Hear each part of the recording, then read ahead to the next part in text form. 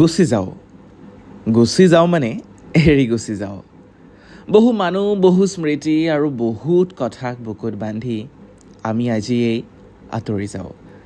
নমস্কাৰ ৰাইজ, মই Bitupan and welcome to a new vlog. আৰু আজি হৈছে আমাৰ অৰ্থাৎ গুৱাহাটী ইউনিভাৰ্চিটিৰ যোগাযোগ আৰু সাংবাদিকতা বিভাগৰ আমাৰ বেটছটোৰ ফেয়াৰৱেল। 2 বছৰীয়া এটা যাত্ৰাৰ শেষ হোৱাৰ পিছত আজি আমি ফেয়াৰৱেল লৈ এই বিভাগটোৰ পৰা, এই বিশ্ববিদ্যালয়খনৰ পৰা আঁতৰি যাবলৈ লৈছোঁ।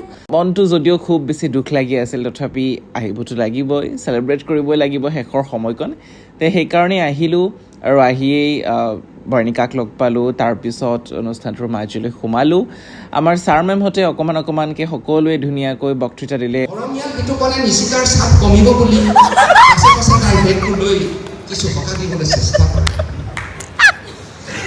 এনে পৰোপকাৰী স্বভাৱৰ বাবে বিতুপন ছাৰ বাইদেউসকলৰ প্ৰিয়। এইখিনি সময়ত মোৰ যোৱা 2 বছৰ স্মৃতি মোৰ মনত ভৰপক দিছিল। আৰু আমাৰ মৰমৰ জুনিয়ৰবোৰে আমাৰ 2 বছৰীয়া যাত্ৰাটোক সামৰি এটা ধুনীয়া ভিডিঅ' বনাইছিল। আমি সকলোৱে চালোঁ, কোনোবাই কান্দিলোঁ আৰু তাৰপিছতে একেবাৰে ফূৰ্তি ফাৰ্তা কৰি ধুনীয়াকৈ সময়কণ অতিবাহিত কৰি আমাৰ ফেয়াৰৱেলৰ দিনটো অৰ্থাৎ আমাৰ শেষৰ দিনটো সামৰিলোঁ।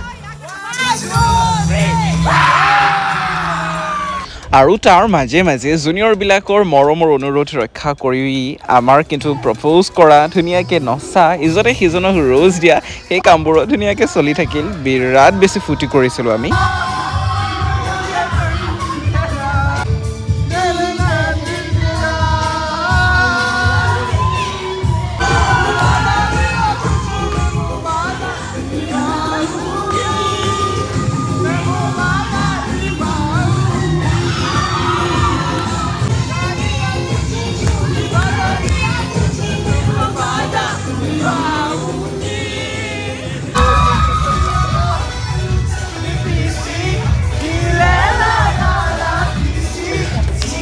তাৰ মাজতে কিন্তু আমি আমাৰ মনৰ কথাবোৰ কৈছিলোঁ, 2 বছৰীয়া যাত্ৰাটোৰ আমাৰ স্মৃতিবোৰ সোঁৱৰিছিলোঁ।